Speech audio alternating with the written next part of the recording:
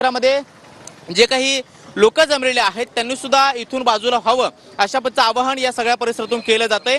जे लोक घोषणाबाजी करत होते वाल्मिक कराड यांच्या समर्थनार्थ जे काही लोक जमलेले होते त्या सगळ्यांना आता पांगवण्यामध्ये यश आलेलं आहे। मात्र अजून सुद्धा मोठ्या प्रमाणामध्ये बीडच्या कोर्टाच्या बाहेर ही गर्दी पाहायला मिळते आहे आणि या गर्दीमुळेच सध्या या लोकांना हटवण्याचा प्रयत्न जो आहे तो पोलिसांच्या माध्यमातून केला जातोय। पुढच्या बाजूला आपण पाहतोय की रस्त्याची जे दुतर्फा बाजू आहे त्या सुद्धा मोकळ्या करण्याचा प्रयत्न या पोलिसांच्या माध्यमातून केला जातो आणि रस्ता मोकळा करून वाहन कोंडी कुठल्याही पद्धतीची होऊ नये यासाठी सुद्धा पोलीस जे आहेत ते काळजी घेताना पाहायला मिळत आहेत। जे लोक जमलेले आहेत कोर्टाच्या परिसरामध्ये त्या सगळ्यांना हटकण्यास सुरुवात करण्यात आलेली आहे आणि जे घोषणाबाजी करणारे लोक होती त्या सगळ्यांना ताब्यात घेऊन जवळच्या पोलीस ठाण्यामध्ये नेण्यात आलेलं आहे। कारण कोर्टाच्या बाहेर अशा पद्धतीची घोषणाबाजी होणं हे अत्यंत गंभीर आहे। कारण कायदा आणि सुव्यवस्था मेंटेन करणं ते टिकवणं हे पोलिसांचं काम आहे। मात्र सुनावणी सुरू असताना मधल्या काळामध्ये समर्थक जे आहेत वाल्मिक कराडचे ते जमलेले होते, विरोधक सुद्धा जमलेले होते। मात्र पोलिसांनी या सगळ्या परिसरातली गर्दी जी आहे ती पूर्णपणे हटवलेली नव्हती आणि अचानकपणे